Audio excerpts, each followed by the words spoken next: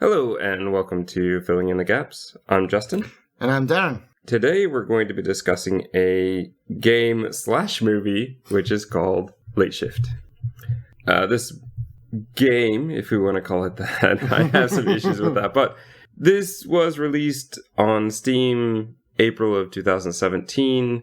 Reviews, recent, mostly positive. Overall, very positive with like 4,500 reviews. Developer is, CTRL Movie, which I think is Control Movie, and the publisher is Wales Interactive. It is FMV, but it is really much more just a choose-your-own adventure, much like Black Mirror's Bandersnatch, which I am sure I am going to talk about at some point in the episode. I won't give away story spoilers, only kind of mechanic spoilers, because I do want to talk about how that one worked mechanically versus this one. Right, because I haven't seen Bandersnatch yet. That's fine. It won't be any sort of story spoilers at all. It'll just be mechanics. Would you recommend this game? Kind of. I mean, I've played a lot of Wales Interactive games. I've played The Bunker. The only one I've not played so far is The Shape-Shifting Detective. Do you have it? I think so. I like The Bunker better than this one. It's not bad. It's just, I don't know. Well, we'll get into it. It's a bit weak, isn't it? It is in some ways. I think if you want to choose your own adventure, if you want... I'm not even sure I really want to say FMV. I mean, obviously it is full motion video. Yeah, but it's not like in a Tex Murphy point-and-click classic FMV. No, it's not. And if that's what you're looking for, this is not the game for you. Yeah. It's interesting for what it is. I definitely think on sale, especially if you could get the bundle with all three of those games on a good sale, yeah, it's probably worth it. It's worth an experience at least once, but once is roughly 90 minutes. So keep that in mind when you're looking at this one. It's not bad, but it does have some weak points, but I can't really get into what they are, I think, until we get into the spoiler section. The biggest thing, though, and, well, I guess I can get into the Black Mirror thing now quickly, is the biggest thing for me is the mechanics of it and the way that it works.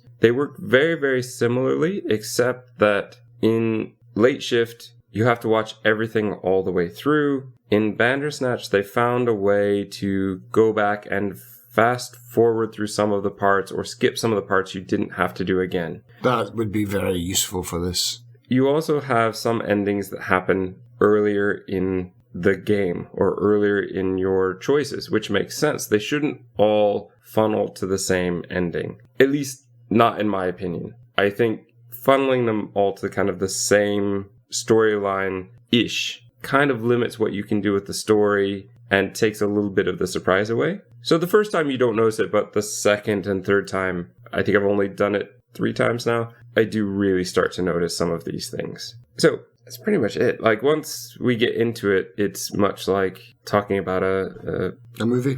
Yeah. And it's all a story, so there's really not much we can do without giving bits away. I think people know if they want this game or not. Read a few reviews. I don't think that there are probably lots of spoilers out there, but when I was looking at the reviews, people seem to be pretty good about realizing that's all this one is. It's and the not only really selling point this game has, yeah. Not really giving away a lot.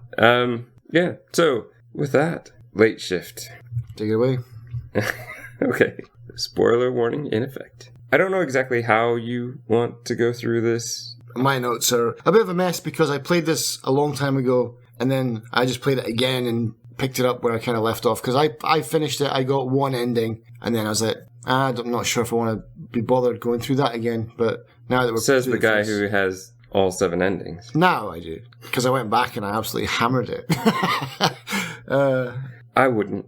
I mean, I wouldn't hammer it because painful. I found even 2 playthroughs in a week felt like too much. Yeah, I put it on towards the end. It was becoming background noise for me because I knew everything where it was. It was like, this isn't important. And I was just waiting for those cues to click something. And I was actually doing something else at the same time by the end of it. Were you ever trying to make no choices? I did. I always do a no choice playthrough because that's how I like to show Telltale games for what they actually are, where you don't have to touch the keyboard for 20 minutes. That'll be very interesting. I'll want to know exactly where that... Actually, we're in the spoiler section now. Where did that drop you It off? leads to a bad ending. Okay.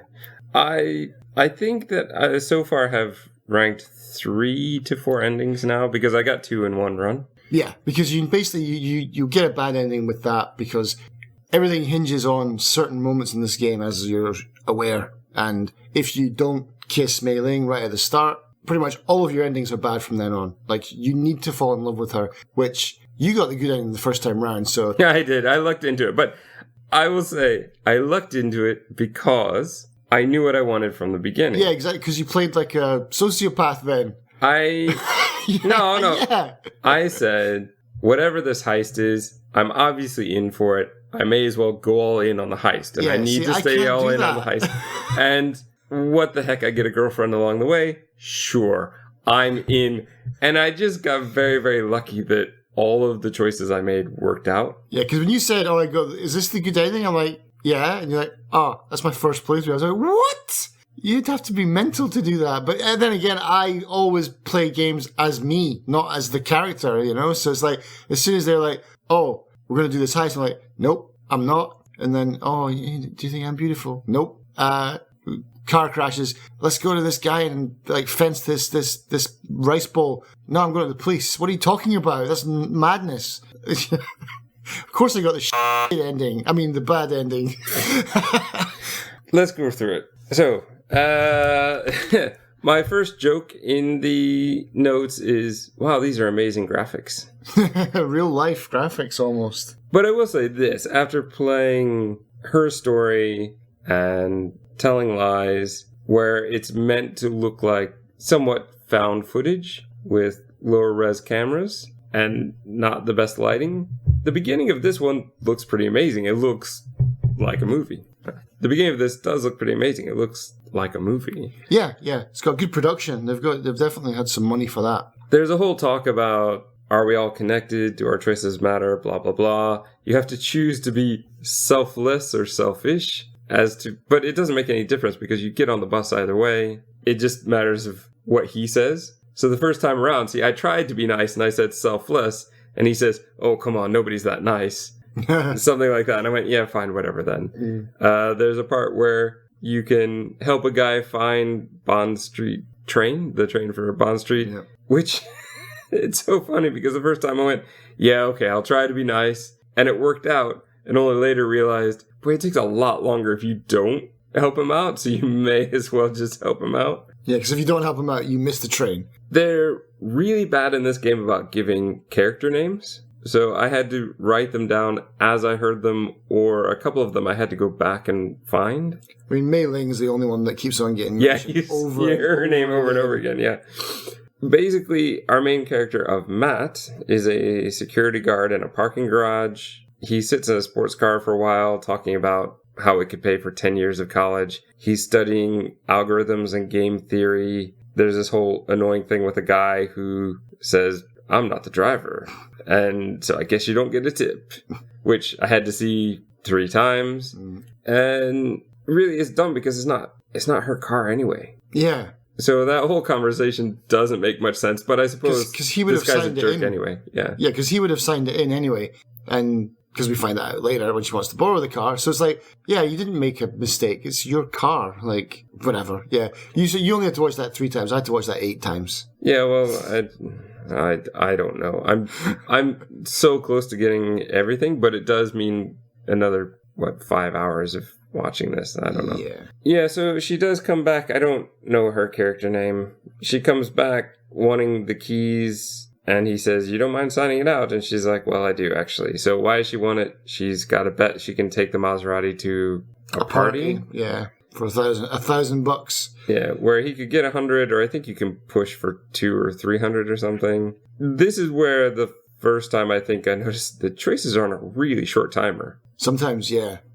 Sometimes I barely have time to read them all before I make the choice. One good thing that I will say about this is, so it's very Telltale style. You've got a bunch of choices, the timer's running down, and you feel pushed into, there's sometimes more urgency where the timer's like whooshing down. But what's good about this game is all of the choices, you do what they say throughout the whole game. And I'll give it that. Like in other games where it's like, oh, you say this, and it's like, you do something really bad that you did not foresee happening through that choice. In this game, it's like, it's black and white. If you say, oh, I'm going to say this and do this, and this is the obvious good approach, that's exactly what your character does. I really liked how they didn't try and screw you over on the choices in this game. Where it's like, oh, you said a nice thing, but actually now your character says something really bad. I don't think that they always try to mess with you. I think they don't always realize that the short description they're giving doesn't match what they're actually doing. That could be it too, yeah.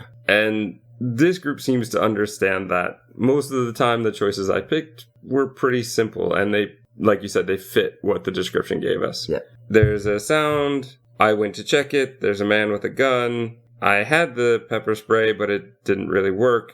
You're going to be forced to get into the car at some point. And no matter what happens with the blonde woman who's trying to get the key, she'll eventually escape. Yeah. And he tries to shoot her in the car park for some reason. But well, she's seen his face. Well, this guy's an idiot anyway. But yes, this I believe is Lee. I refer to him throughout my notes as First Thief because we never hear his name, I think, in the entire game. He's got some sort of bloody hand, which I guess he broke his arm or something. Yeah, he was like abseiling through that vent like Tom Cruise in Mission Impossible, but he's no Tom Cruise. He didn't have John Reno holding him up on the other end. You can choose to drive or run. I chose to drive. I basically went into the house, which is fine because it's a waste of time not to. Yeah, he's going to try and jump over the wall and nothing happens. In the house, there are two more thieves and Mei Ling, and I don't know. So Lee's got this broken arm, and she just kind of throws some gauze on it or something. Yeah, it's like, that's not how you need to treat that. I'm sorry, that's a compound fracture. You are in some serious trouble. He's going to have that amputated later. After this game is all done, he's getting his arm lopped off at the elbow. So basically, I played it cool. I protested to get some money. There's some sort of weird valet key app in the car or something that stops it going above 35 miles per hour. Yeah, that's right, yeah. Is this a real thing? I don't know if that's real, but... I basically got the split 50-50 of Lee's share of whatever's going to be. There's a cool shot of driving across Tower Bridge. And here's a complaint I've got about it. Right as soon as we get out, Mei Ling and Matt are just having this very loud conversation about how they're trying to keep the Choys from getting the bowl. And it sounds very, very evil. And the valet is just standing there. Like, thanks for the key, ma'am. And please, all movie makers, storytellers, please, if people are having a secret conversation, let them have it in secret. They were in the car for about half an hour before this. There was plenty of time to have this conversation instead of right where you're about to commit the crime. Yeah, in front of witnesses, yeah. I said, oh yeah, I remember those guys. Exactly. They were talking about that bowl. They came in that car, yeah. Yeah, dumb. And that happens. There's a few really choice dumb moments in this game. But at this point as well is where she talks about the Choys and how powerful they are. And then there's a point later in the game where Matt is upset, saying, you knew how powerful they were. And in my head, she already kind of told you here. And no matter what storyline you're doing, she's telling you here. So that doesn't work for me. Yeah, this whole bowl thing is a bit of a problem as well. This is the smallest rice bowl I've ever seen in my life. That's exactly what I kept thinking. It looks like a sake cup, or something like that. It's tiny. Like, you get like one spoon of rice in that thing. Yeah. Did the Emperor need the rice refilled after every bite? Yeah, he was on a diet or something like that, I think they chose that because it would fit into a pocket, but it just feels kind of stupid. Then just change it to a glass then, or something. Like, honestly, that bowl is so small. It's tiny. Yeah, so, anyway. Let's skip ahead to, we're in the... auction house? And we have to hear the boring lecture about, it's a rice bowl, and it's made of porcelain. Actually, before that, we need to talk about the cabinet that they sell, where they have to blatantly say it has a secret compartment after it's already been sold. This is the type of thing you might say when you're selling it, but you wouldn't say this after it's already sold. You just move on to the next item. I've watched tons of episodes of Bargain Hunt. I don't know any time where they would go, oh, and that secret compartment. And so that was just a red flag that the secret compartment was important. And even the first time, and that drives me a bit crazy. That shouldn't have been there. That information should have come up in the story later on, I feel like. We get to the bidding now, though. We've had the lecture. We get to the bidding, and she wants to keep raising the price because they get a percentage of the selling price, which I'm not sure who would ever agree to that. And even if there was a guy who, I don't know, I don't even know how that works. Like, there would be someone watching you and then noticing that you are bidding on it. It's like, you'd be scooped on that immediately. Like, no, you're not getting a cut of 10 million. It would have gone for 5 if you hadn't kept your mouth shut, you know? Unless somehow the person is in on the actual take from the auction house. Perhaps. That would be the only way. But nobody who we might be getting money from is actually in with the auction house. So it doesn't make any sense. Yeah. But it leads to this whole thing of, obviously you want to stop her, but maybe you should let her go because you might get to the romantic storyline later, basically. Oh, no, it makes sense. It does make sense. Of course it does, because it's the guy it's his rice bowl. He's getting the money. So she's driving, because he looks back at her at some point. He's getting the money for that bowl. So she's driving the price up. So if she drives the price up, he also gets more money. He gets more money, and that makes sense. Yeah. That's true. Okay. All right. Well, that works. I'll take that out of my negative column then.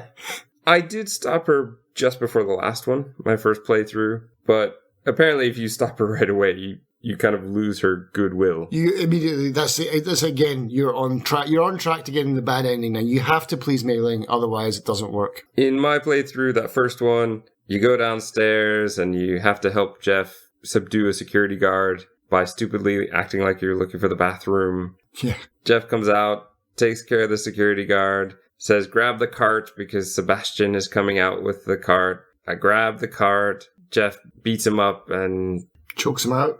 Yes. Well, I thought he murdered him. Well, it would make more sense, but no. He just chokes him and apparently gives him a concussion. Well, he did slam his head off the wall at the beginning. Maybe he did, but I don't know. Sebastian ends up in the ICU later, and he doesn't really look that bad off. I don't know. Maybe I don't understand how medically dangerous this is. And this is the UK, man. If you're not dying, you're not getting a bed in a hospital. This is kind of what I was thinking, but... Well, you got a concussion. Get out of here. Sleep it off. Well, probably not sleep it off, but...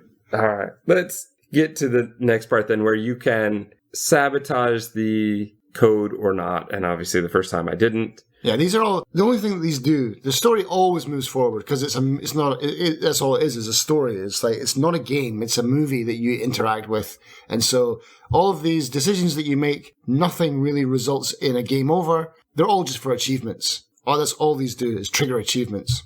Which I was doing kind of left and right. That first time around, it's like everything I did, there was another achievement. Yep. You basically then have to... In mine, I ended up in the car with Mei Ling. There's another playthrough where I ended up in the car with Jeff. Yes, that happens. It's like, I don't know how that went wrong. Well, there are a lot of ways that went wrong.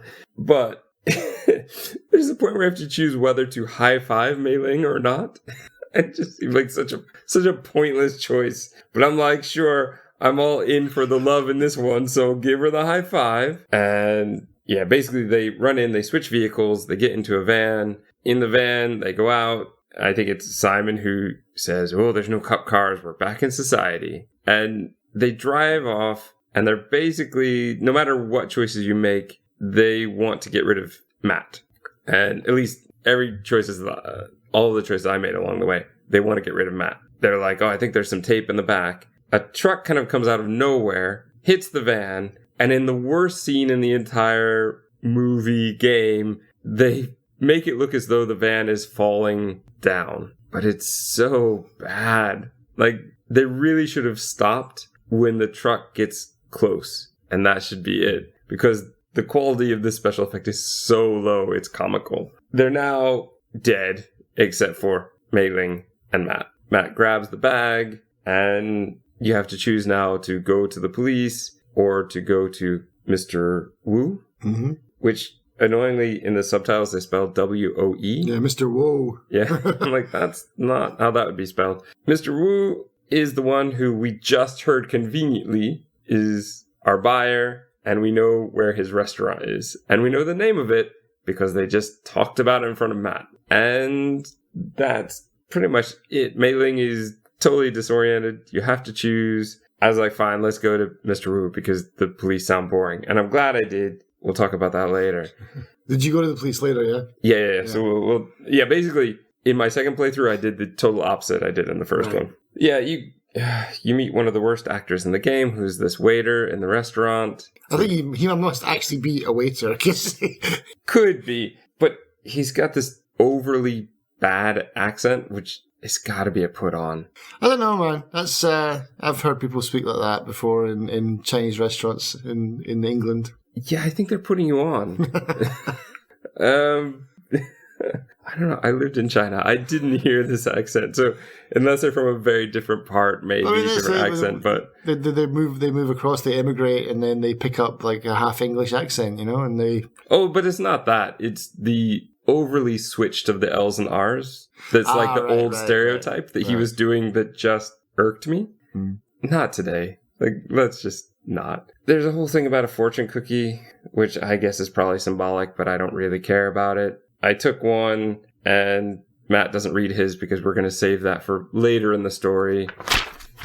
Mr. Wu is just mad that they're all, why'd you do this? This bowl has been fought over in wars or something, and maybe this is just tradition I don't understand, but this bowl is worth far more than it should be. He basically kicks them out, and no matter what you choose, he's going to kick you out, I believe. Yeah, that's it. You're out. Which is a shame. I thought there was a point where I was going to annoy him so much that he would kill Matt, but that didn't work.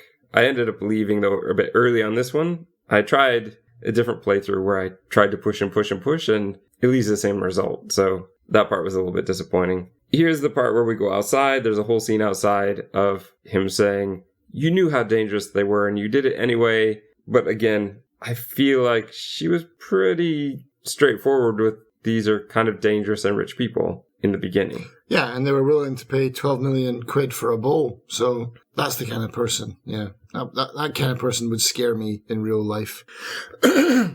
Matt says that the Chois were the ones that ran him off the road, though we're pretty sure that's not the case. And that's also dumb, because that would be very hard to pinpoint that. And dying in a car crash, in a fire, that's a pretty narrowly focused method of killing someone with a truck. What I don't understand about that whole truck thing was, nobody checked to make sure that things went the way they were supposed to. And that bothers me. They just assumed everything would work out the right way. Knocking it, because the whole point is eventually we'll find out that everything should have burned up in a fire, but you can't guarantee a van will necessarily explode into a ball of fire. And that's what I'm saying about dumb points in this game where it gets let down. That was really a big one. I mean, set a bomb or have people torch it, have people bikers run up and throw Molotovs through the window or something, start a fire, not hit a truck and then maybe it'll catch fire and my plan will go through.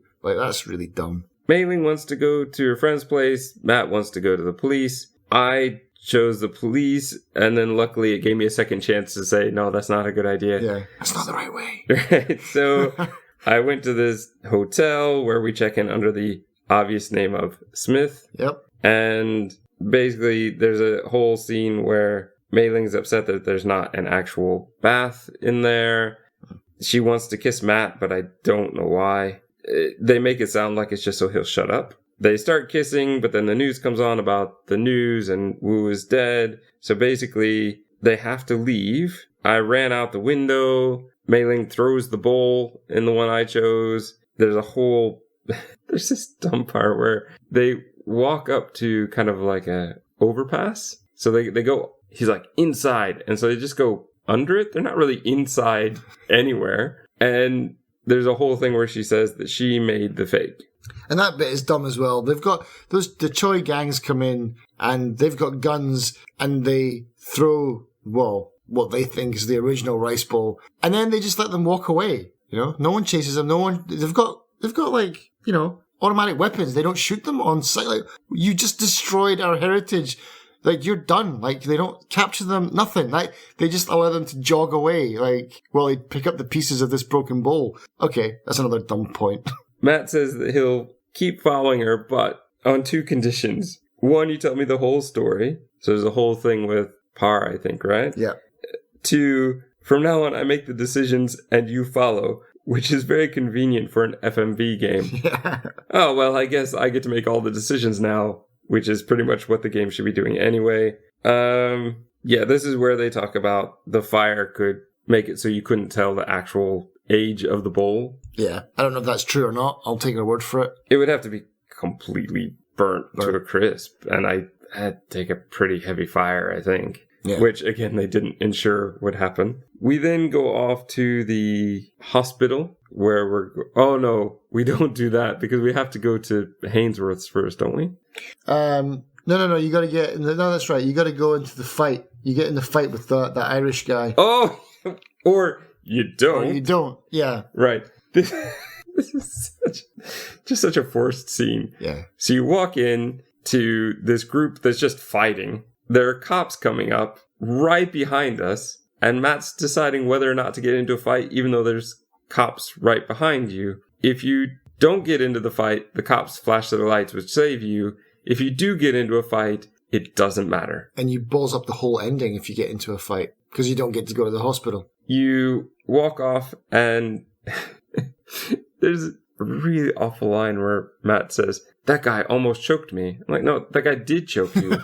What you want to say is he almost killed you or he almost choked you to death. Not he almost choked you. He did choke you. We saw it. But this makes him think of Jeff, quote, getting his kicks off of beating up the people in the basement, which is something I want to stop and say right now. I feel like they wrote these characters. They know who these characters are, but we don't know who these characters are. And so Jeff is obviously meant to be some sort of sadistic, likes to beat people up character. But we never saw that. We only see it in a case where he was supposed to. Or he had to, because like that, otherwise the plan wouldn't go forward, yeah. So we don't get that. Why are you saying he gets his kicks off of this? You don't know him either, Matt. Yeah, I mean, maybe if he'd smacked Matt around a little bit in the start of the thing or something like that. Which, honestly, I would have liked that. Or any point during the game.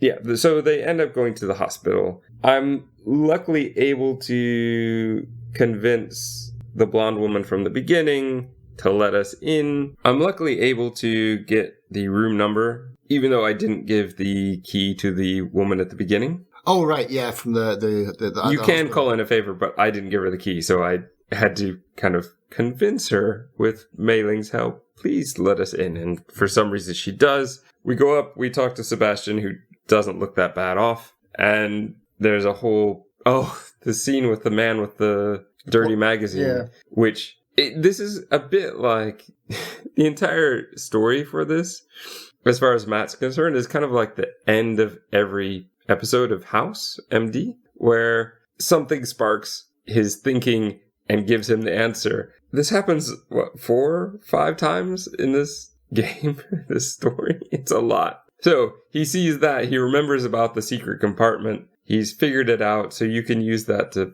bluff your way through Sebastian. I find the Sebastian part very frustrating because I can't get this achievement about not going over the line. So I played it very mean one time, I played it very nice one time. There's some in between I need to figure it out. Exactly. So basically you start roughing him up, you cut off his oxygen, and then at the moment where it gives you the chance to continue or stop, that's where you stop, and then you don't cross the line. So it's like, well, now I know. Basically, you get a security card, which isn't going to help you anyway. That annoyed me as well. Like, just don't give us that. We don't need a red herring at this point, especially when the game doesn't end or punish you for making wrong choices really anyway. You go back to Hainsworth's.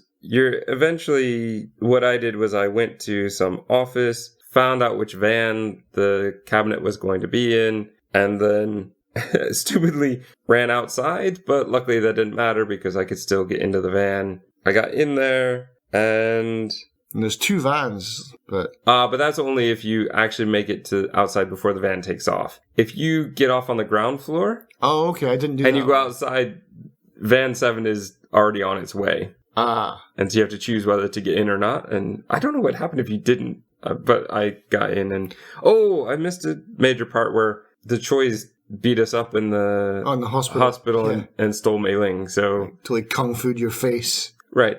And rather than... Take you as well. Yeah, or leave one of the guys with you to make sure you do what you're supposed to. Yeah, to just let you get on with stuff. Yeah. Dumb 0.3 for me there. So we're on our way to Samuel Parr's place. We get there, and in my first playthrough anyway, basically shove my way in, convince him that what I have is the fake. He's about to break it, and I call his bluff and say, yeah, go ahead and break it. He just drops it into his hand, which is what I suspected would happen. We get money transferred in for the location of the real bull, and also somehow let the Choi's know. I think it was calling Mei Ling that kind of set up both things happening at the same time. So you walk outside, you've now got your $5.5 million to share with Mei Ling. Luckily, we don't know if we can really trust her. You give the bull to the Choi's. The head of the Choi's, he says something about a history lesson or something. They take Samuel Parr off in a rough way, so he's probably going to die. Yep. And this is the happy ending. Yep. Walk off into the sunset. The end. So my first time around, 2 endings out of 7, which I didn't understand, but there's apparently a way to do 2 in 1. Yeah, and you triggered it the very first time. Good going. Chapters found 10 out of 14, so I'm at this point missing 4 scenes, though I've gone back through and I've got now 13 out of them. Okay. And decisions made 53, but I don't understand the decisions made. It seems like is that just because I actually click something rather than letting the game choose? I don't think so, but I can't remember how many decisions I made, but... You must be into the thousands by now. No, it was low. I mean, the number 47 is in my head for some point. Like, I'm not sure if that was my first playthrough. I'm not sure if that's my first playthrough or the last one, but I remember taking a screenshot of, 100%ing this game, and I'm pretty... It was low, man. Because I think it means unique choices, so there's only, X amount of them anyway. We get to my second playthrough, which I'm not going to go through in detail. Basically, I did the exact opposite. I was like, I'm definitely not going to be in love with Mei Ling, so I'm going to do everything to irritate her that I can. There's not going to be a high five, but that doesn't matter because There'll be no high fives for you. There's also no heist. I'm going to try and stop them at every possible opportunity. But this one is just, it's even worse. It's so bad. You go to the police, they don't believe you. So basically, they're ready to just incriminate you. Yeah. Yeah, I mean, I wondered, were the police or was that detective in on it almost at one point? Because, he's being a total asshole to you. The Choi's kidnapped Matt and, from the police van as he's being transported. And then basically there's this whole thing of the prisoner's dilemma. He even, I think, literally says this is a prisoner's dilemma where he and Mei Ling are in different rooms and you have to choose which one to go for and which weapon do you want to be killed with and all of that. And I chose myself, and so she gets stabbed and she goes as she's dying. So here are 2 things. One, as she's dying, going, oh, here's everything you need to know. I made a forgery for Parr and you need to go find him, of which Matt can do without knowing the address. In this playthrough, he just goes to his house magically. And 2, the young Choi, who's saying, I have a doctor who can save her, but you have exactly 6 hours. This isn't a timed poison. This is a sword in her stomach. How do you know she has exactly 6 hours to live? Because I can see her health bar. It's a game. It just drove me a bit batty. In this one, you still end up at Parr's house. So pretty much this is going to be part of the ending. This is one of the events that has to happen. But in this one, you get to see the safe, and I let him open the safe, which was a mistake because there are 2 achievements for you opening the safe, apparently. That gets me 13 chapters. There's still 1 chapter I haven't found yet. Yeah. you want it spoiled? Sure. Where am I missing it? What's Okay, so because I tried annoying Mr. Wu in a playthrough. I tried. Yeah, I felt like I tried everything in order to do it differently. Even the ending, I'm like, I'm gonna go see the choice. I'm gonna give them the bowl. There's clearly another ending where I take off with the bowl and. Yeah, exactly. I was just about to quiz you on that and say, well, what's the only other way that this could end is like you getting away yourself. So when you're in the van and you find the bowl, and then when Mei Ling calls you, you're just like, no, I'm not going to accept that call, and then you just walk away with the bowl. But of course, you get caught, and so the choice comes to your flat and pop you in the head, and you die. And that's the last chapter as well. I think, that's the end of the game. Like you're not coming back from that. But yeah, so he thinks, I can sell this and make tons of money. It's like, how are you going to sell? Yeah, this? how are you going to sell it? No, so they find him immediately. They break it. No, sorry, they don't. It's not the choice coming at the end. The police come in and arrest you at the end. They don't kill you because you've stolen the bowl. Right, so now you're done. So that's it. You don't die yet. But okay. I still feel like there must be something else I'm missing. But I mean, there's a lot of other options and other things that you can do. So there's one where you are killed. Did you find the one where you died? Yeah, it looked awful, but yeah. Right. So the one where you die, there's one where you shoot par. There's one where I think that's the one I did. Did you shoot him? I shot him, and then the choice shot me. Right. Yeah. There's 7 endings. I got 8 because I did the same one 2 times because I made a wrong I don't think that choice. counts as 8. I think you got 7. I played it through 8 times. So I've watched this whole movie 8 times, and I don't watch movies generally more than once anyway, unless I really, really, really like it. And I do not really, really, really like this game. So it was a bit of a chore.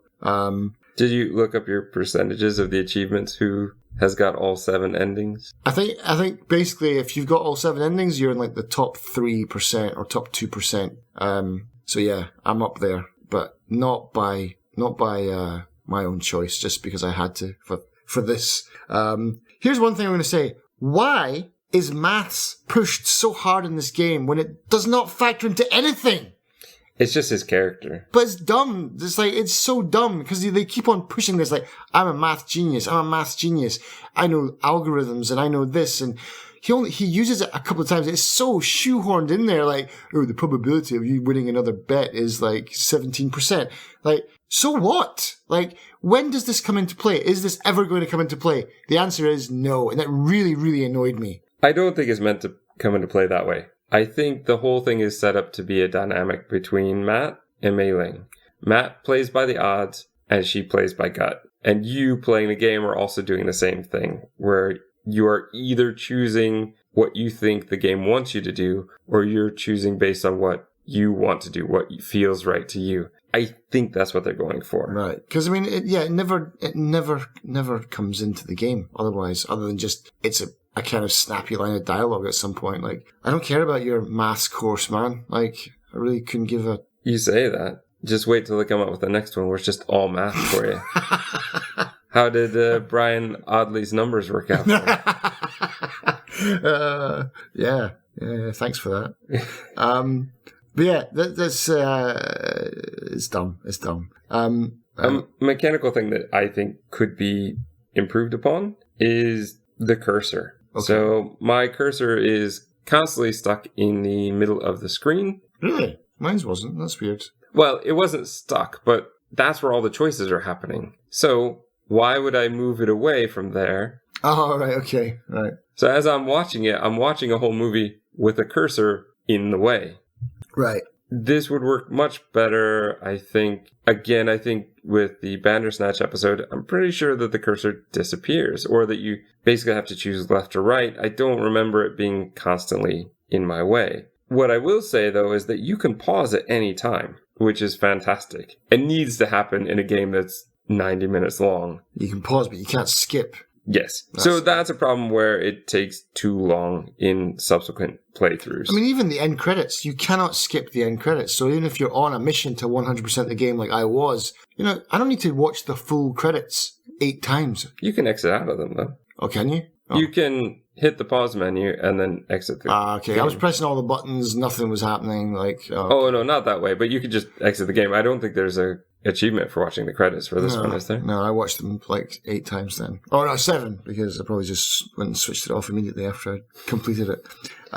There are times, this is something that they would need to work on in other games. Sometimes the edits were a bit rough in playthroughs depending on what you chose. So it seems like they tried to cut off a scene to stop them from saying something that was meant for a different storyline, but in a way that was very obviously cut and edited, and it didn't look quite right. So it was either that, or it was something about the way that the game is designed. And there are just sometimes where it was an obvious cut that didn't feel natural. Yeah, I noticed there was definitely some kind of jarring edits. I'm guessing it was probably them cutting off things so they didn't spoil the parts of the story. But no, I mean the whole skipping thing. Like, I get it. You want people to pay attention, but have a skip option after a first playthrough. Like, put it in at the end once you've done it. I was like, oh, you've completed it. Now you can skip scenes. Or at least fast forward. Yeah. Oh, don't go back to time-wise.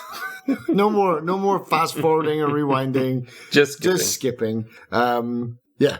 So yeah, have that at the end because it becomes tedious. It becomes so tedious. And like I said, the story is okay the first time around, but it doesn't hold up to viewing again and again.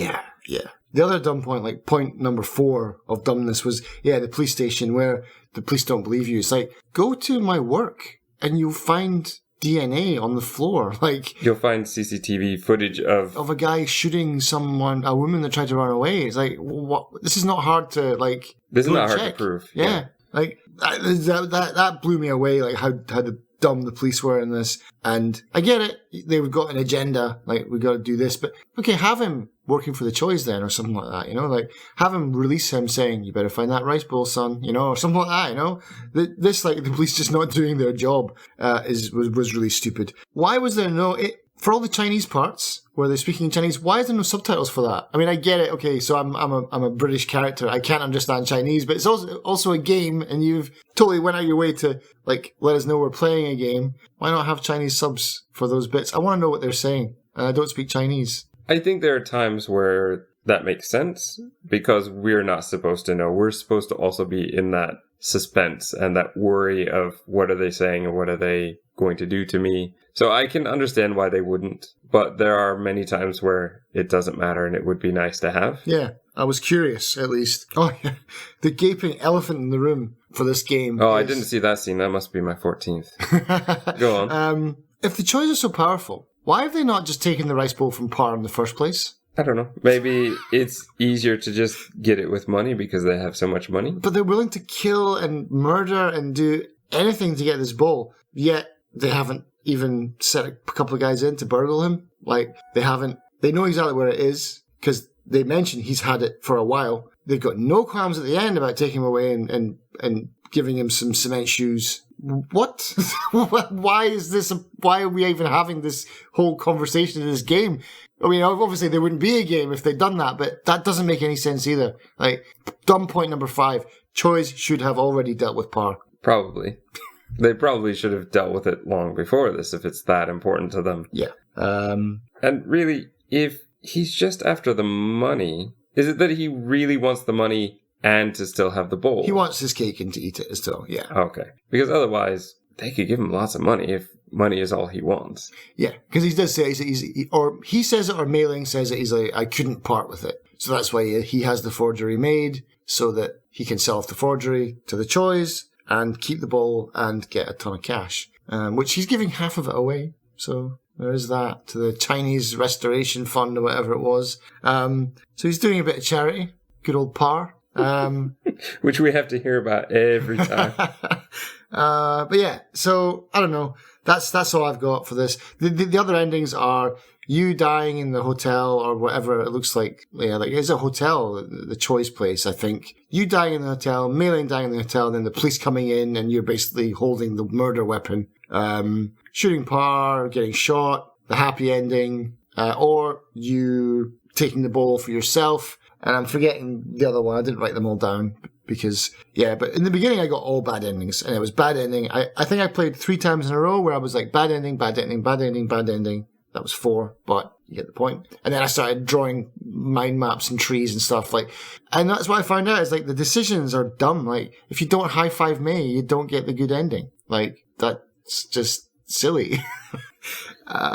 I mean, maybe it's not that drastic, but I didn't actually test that theory because I wasn't willing to play it again. But there's not a lot of choices to make in this game. There's like 3, pretty much. 3 major ones. 3 main ones, yeah. And all the other ones are just for achievements or a little cutscene. I would have wanted, like you said, like there's no reason to play it through all the way to the end. I would like it if I'd tried to pepper spray Lee that I got shot and died. Like, oh, cool, okay, I'm dead. Back to the beginning, okay. So not every playthrough has to be 90 minutes. Yeah. That would be nice. And that's the thing. With Bandersnatch, even I think Brooker's not exactly sure how many endings they put in. They put in so many different ones because little things could change things. I think I found them all because I hit a point where you get credits. But maybe it's just after you hit so many endings, you get the credits in Bandersnatch. I don't know how that works. But I assumed that I had found all of them or enough of them. Right. And so I was done. With this one...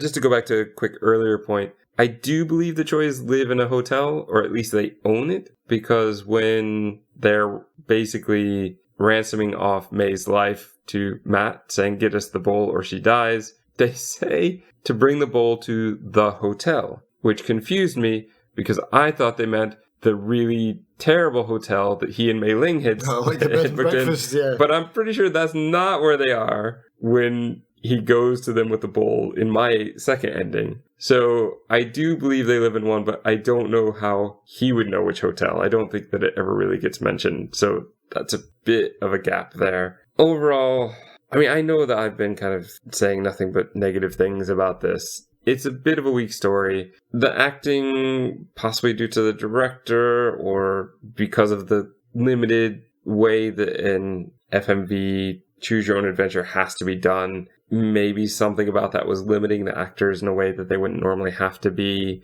Even the lighting, though, at times just seemed very amateurish. And it's not a great movie, is the problem. And that is the problem, because it's not a game. It is a movie. And so if that's all it's got going for it, meh. At the same time, though, I don't want to be too harsh on it, because as you said on your Steam review, we don't get many FMV things at all. At least this is something, and I'm sure because it has 4,500 positive ratings, people are enjoying it. And one of those positive ones is mine. I do think if you have to be on the fence and pick a side, this is definitely not a bad game. Yeah, but it's not something that I would go back to ever again. And maybe that's the price point I think is fair for this game, especially on a sale, because it is fairly cheap. And like you said in the beginning, get it bundled, you get 3 of them for really cheap as well. And the other 2 are probably better than this. Because the bunker, I like the bunker because the bunker is more point and clickish, and you can choose which areas to go and visit, and there are little puzzles to solve throughout the game as well. That's what I need for it to feel like more of a game. Yeah. Have you played the bunker yet? Not yet. Well, that should be on your list, definitely, because it's not bad. Late Shift had more production value, I think. Probably wasted a lot of the budget on getting those cars. Also, I noticed some of the cars were like left-hand drive, which was unusual because it's the UK. So I don't know what's going on there, but maybe they shot some of it in Europe rather than in London. But yeah, all in all, not bad, not great. I feel the same. Done. Yeah. Gaps filled or more gaps created.